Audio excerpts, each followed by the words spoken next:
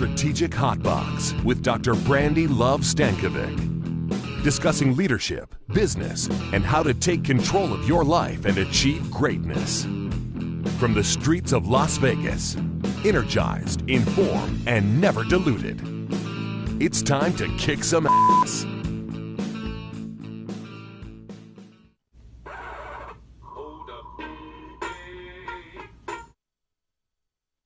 Welcome to the Strategic Hotbox. This is your girl, Brandi Stankovic, coming to you. I'm an executive coach, motivational speaker, mommy, artist, and this is a special edition called Wonder Woman. And it is going to highlight some of the most powerful leaders that we have in all industries, and specifically the creating industry, and that's our women leaders. And we have a pretty special guest with us today. Sue Mitchell will be here. I will formally introduce you to her, but many of you recognize her. My partner in business, my partner in life, my mom. Do I see my eyelashes gone?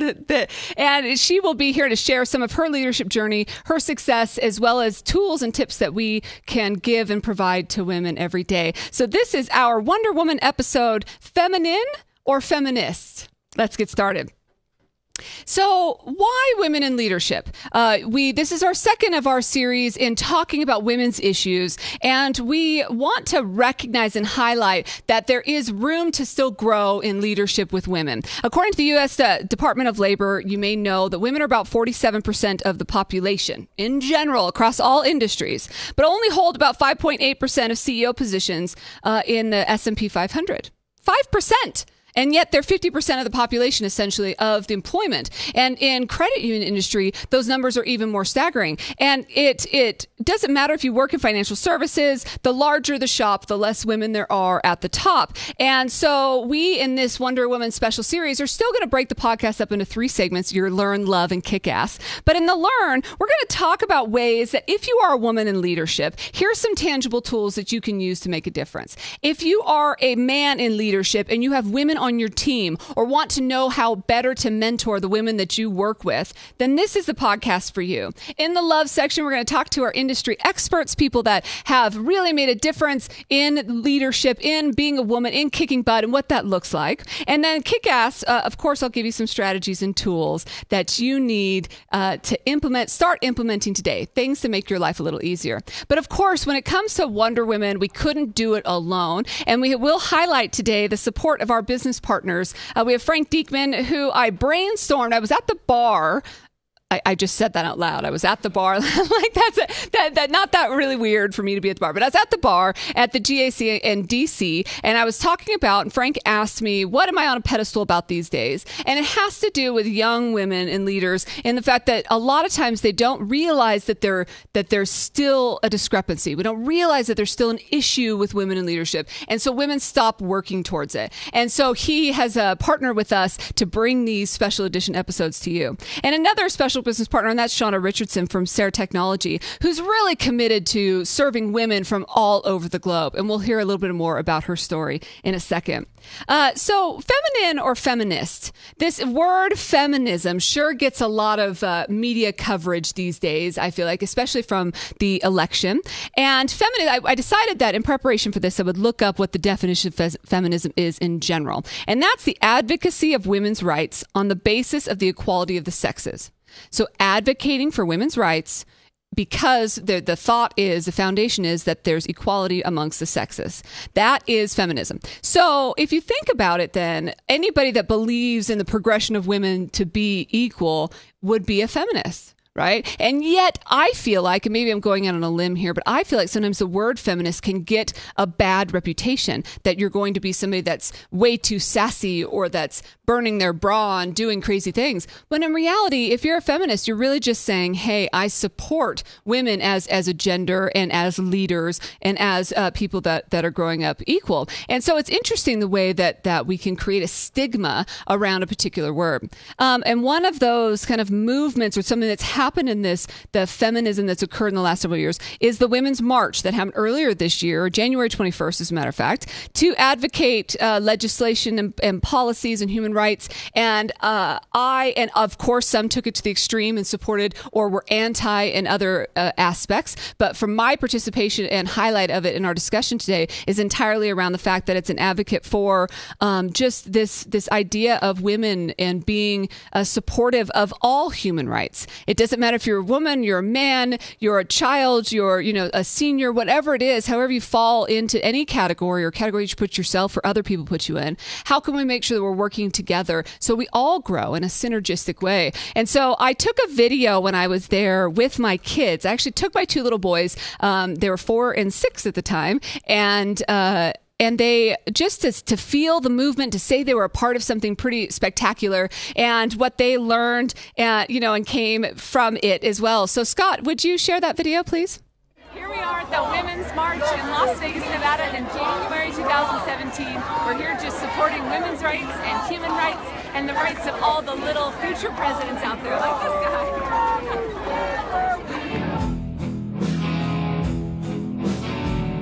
So just like I said in the video, it really was supporting women's rights and human rights and the rights of the future presidents, because that's the key. That's the thing that gets my blood, my hair standing on my arms, is how are we supporting this next generation? Very, very recently, the Miss USA winner, Kara McCullough, was asked in her final question whether she considered herself a feminist. And in her response, she said she preferred the term equalist. And it's gotten so much social media attention. And so it's worth maybe a Google for you if you have not heard of this. But she said that she tries not to consider herself a diehard, that she's not the I don't care about men type, that women are just as equal as men when it comes to opportunity in the workplace. She's witnessed the impact that women in leadership can have in her field. So in general, what she's trying to say, it sounds like equalism essentially then in her definition of it is very similar to that feminism definition that I gave at the very beginning. So it's interesting the way that is. My personal emotional relationship with that wasn't as strong as I know that some have. But equalism in general is believing that all human beings, gender, race, ethnicity, all of those are equal. So it's very similar to the idea of feminism but feminism obviously is focusing on gender. So really, why does it have the stigma that it has? And what can we do to work together as women and leaders to make sure that it doesn't continue? Final thought that I have for you is something that I feel very passionate about, and maybe in not the most positive way, and that's that term, who wears the pants? I despise that phrase, who wears the pants? And I will get that phrase, I will get that question from friends, from annoying colleagues or whatever, when in relationship with my husband and I. They'll say, well, who wears the pants in our family? Because the fact that I am a strong female.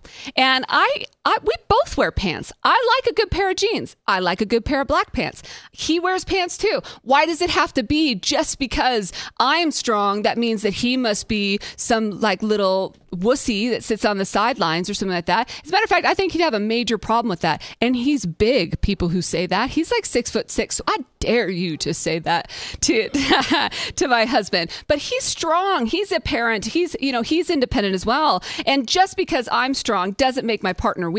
It isn't a tug of war. Our relationship isn't a tug of war. Think of it more like a relay race. Think about the Olympics with a relay race. If I'm strong and fast and my partner is also, we'll be stronger and faster together.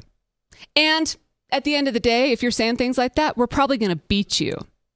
So here we go. Wear the pants now. Who wears the pants now? And I think that that's really important. And that particular cliche really kind of unnerves me, as I'm sure you can feel in my passion in talking about it. But that really just isn't fair, because just because I'm strong doesn't make anybody that's around me any less so. As a matter of fact, I hope that we can build and be strong together. So I'd like to switch over and begin our discussion with Sue. And first, let's hear our shout out from Frank. Hello, I am Frank J. Diekman with SeeYouToday.info, and we are delighted to partner in this Wonder Women initiative. Many women do indeed wonder during their careers what they can do to both contribute to credit unions and develop a career path that allows them to achieve their goals. We are looking forward to this partnership and providing some direction to both of those issues. Thank you. thank you to Frank. You may recognize him. He was actually a guest on the podcast, so it's really cool that he's helping us in supporting this initiative in Wonder Women. So now I'd like to formally introduce you to the woman of the episode, and that is Susan Mitchell, CEO of Stankovic and Associates, still trying to be my boss after all of these years. 25 years in consulting, also in corporate America as well as in the financial services and credit union industry. You've worked with organizations like Bank of America, Citicorp, Chase, Wells Fargo, FDIC. You're instrumental in a lot of governmental things that have occurred in financial services in that industry. You were also some inaugural Visionary Diversity Award winner. The Beacon Award. You were named Southern Nevada Businesswoman of the Year, and the organization that you were running, Midas, was also named Business of the Year. So, I mean, I feel like you've been around the block. Is that fair to say? Yeah, a few times. Welcome. Let's get right in here. So, tell us about your journey in leadership. Well, it's kind of an interesting question, and this whole process caused me to reflect. And so I'll kind of start at the beginning. Do it. When I started my career, I was the first female with 19 men working in a computer industry. Oh, look at your cute little photo there. I love that. Yeah, I look the same. Absolutely the same.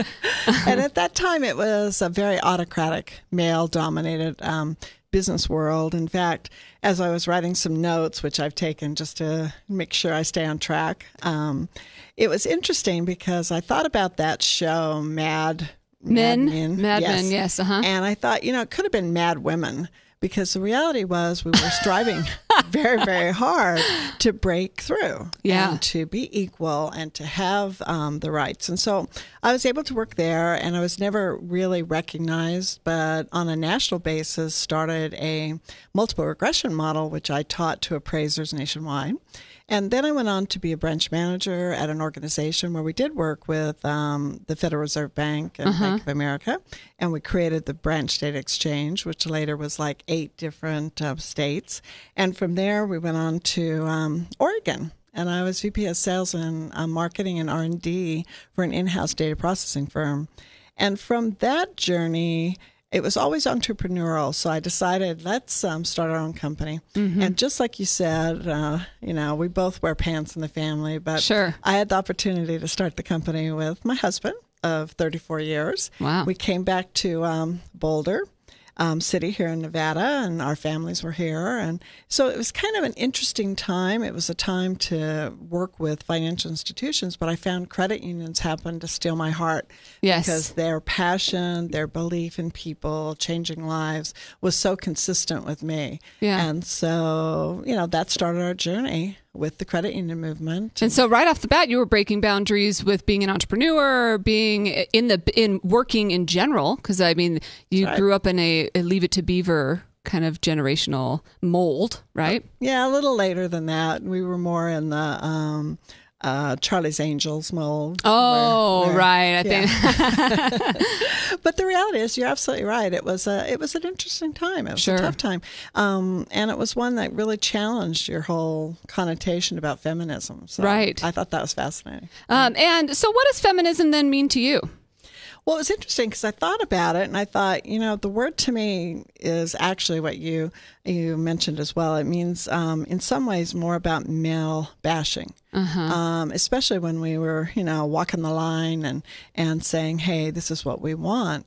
I've always been a feminist. I've walked the line with people and with organizations and being able to care, change lives. I never wanted to cuss with the guys. I didn't want to do that kind of stuff. But I've lived the life of a feminist. Yes. I'm strong. That's interesting. I'm a learner. I'm a driver. We broke down some of the gender roles. Yep. We shared home and work, and I'm a mom. I'm a daughter.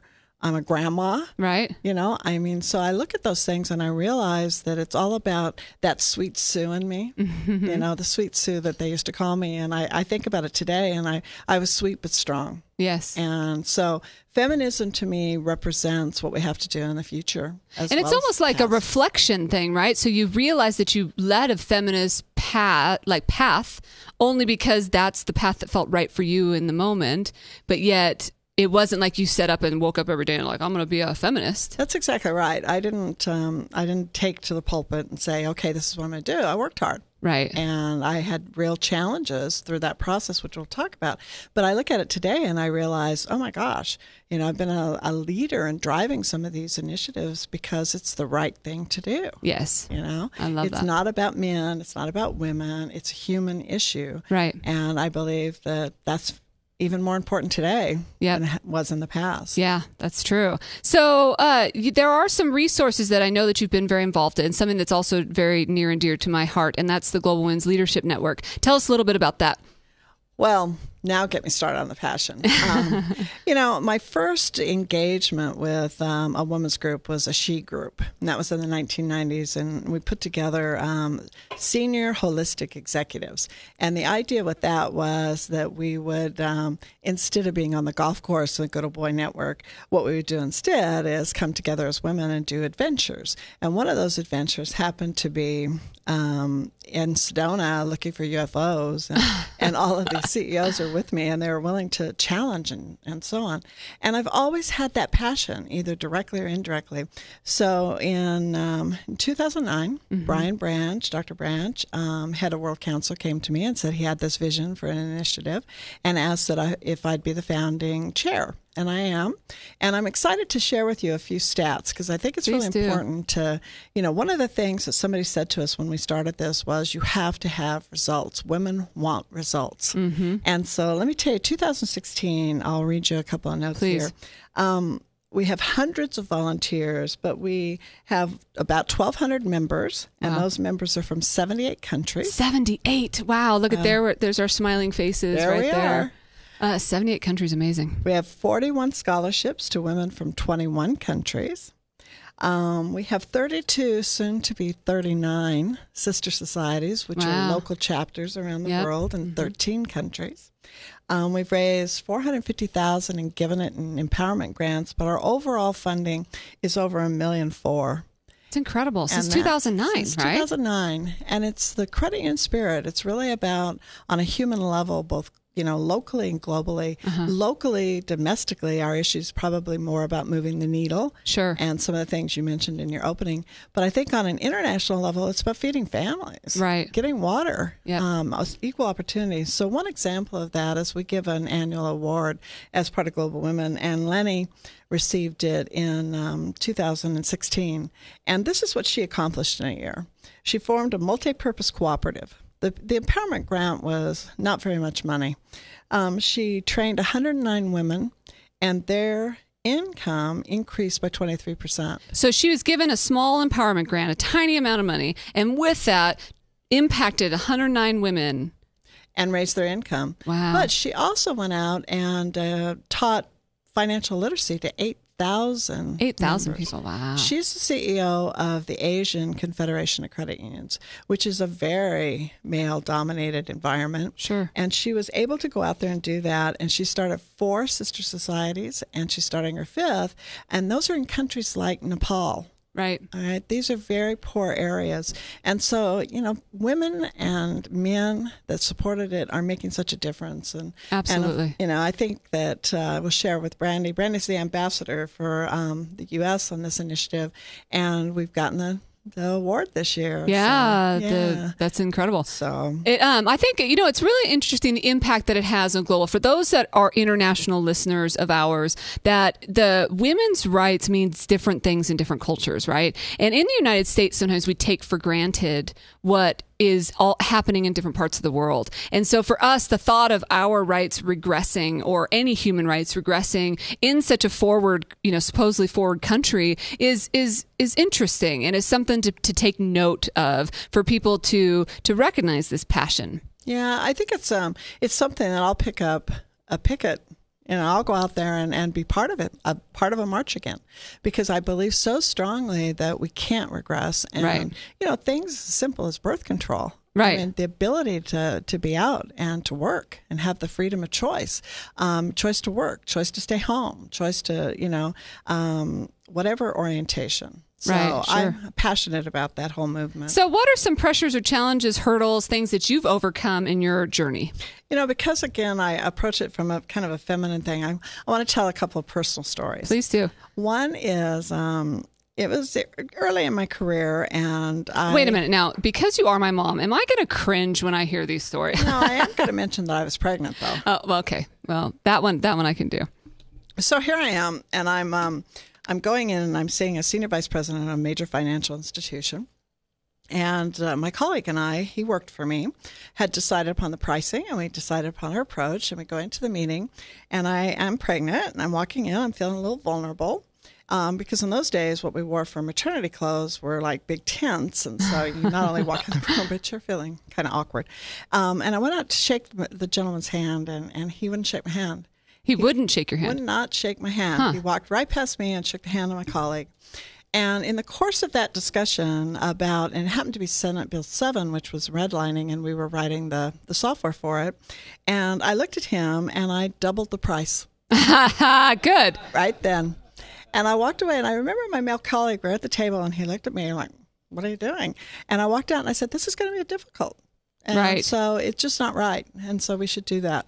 And so that's just one example. There's so many times. There's also walking the line. And there are a lot of women that will relate to this, that even in today's culture, it's somewhat of a competition when women are there. Absolutely. Yeah. And sometimes with 19 men and me in some of these meetings, it became a competition of, whose room I'm going to go to. And I had several times where instead of creating a uncomfortable situation, I would just say, "Hey, give me your key. Give me your key." One particular night, I actually accumulated 13 room keys. 13, which I took to the front desk and put in an envelope all together and wrote, "Sorry, treat me with more respect." Oh, you didn't. So I love that story. Did they have to go get They their... had to go to the front desk and get it out of the envelope. They had to go back and actually get their physical key. So everybody had to encounter the front desk.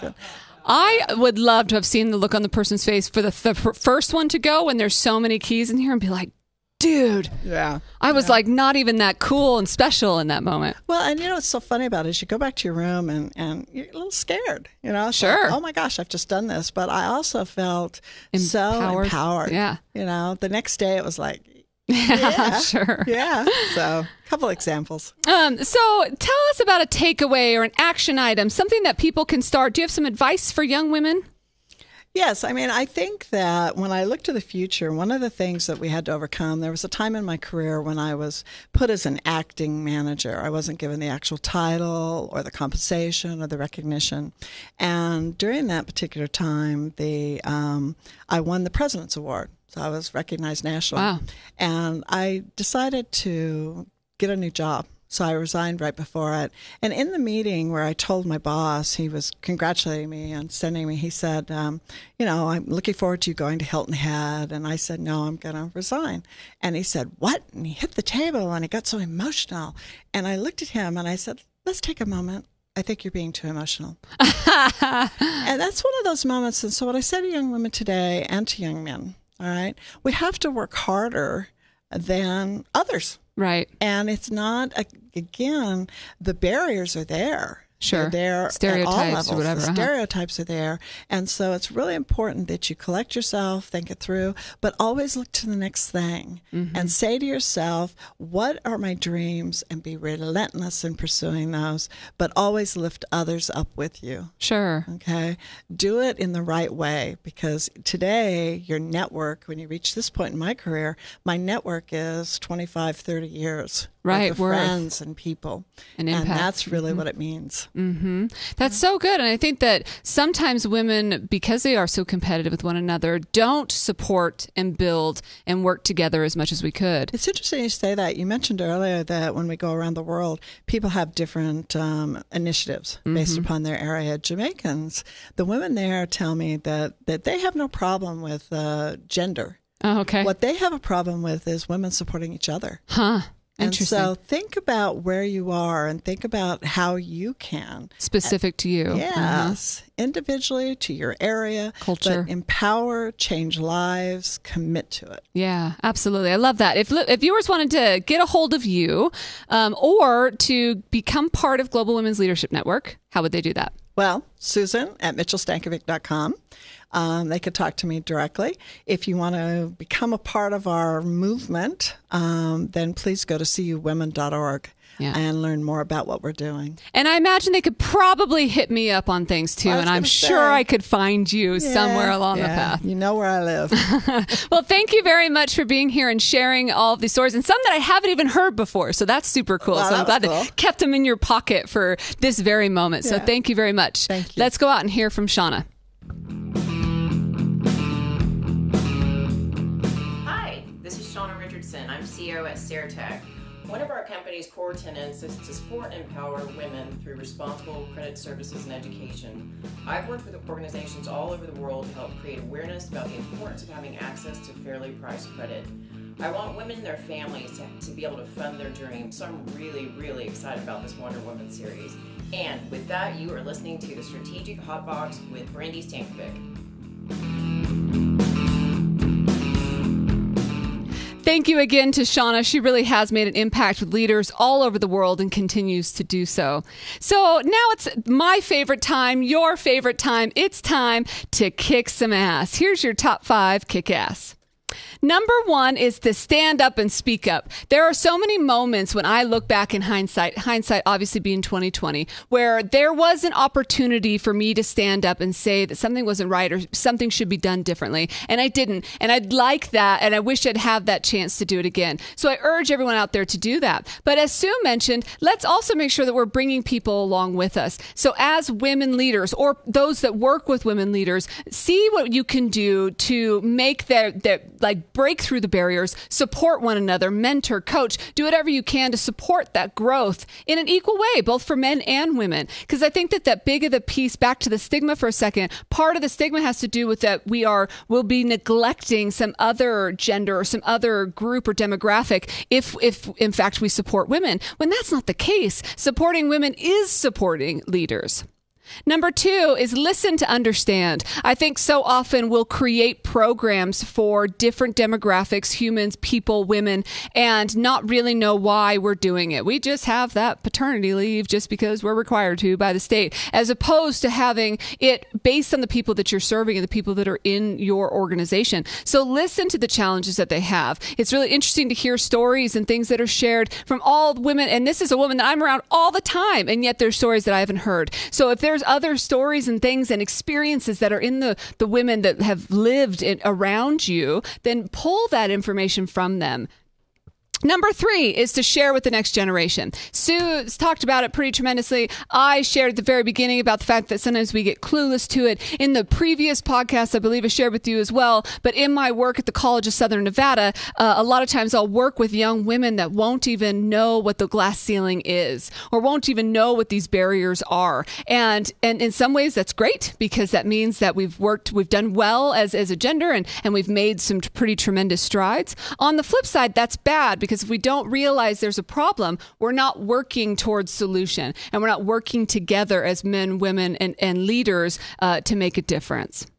Number 4 is to find a network. Get out there and figure out what's happening with Global Women's Leadership Network. I'd be happy to connect you. We'll put it out on the Strategic Hotbox website. So even if you're not from the United States and you're from other parts of the world, cool. We'll connect you with leaders in your area.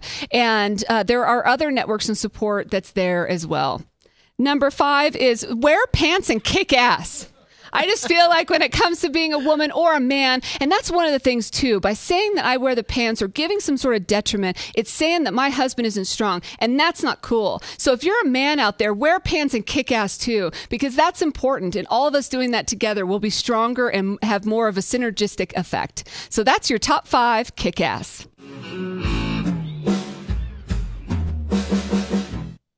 So thank you again to Sue Mitchell and to our sponsors, Frank and Shauna, for being a part of this effort. We'd love to hear from all of you that are listening and watching about topics that you'd like us to tackle here on the Hotbox. Specifically, if you want to tackle a woman's topic, please reach out to us. You can do so at email podcast@strategichotbox.com.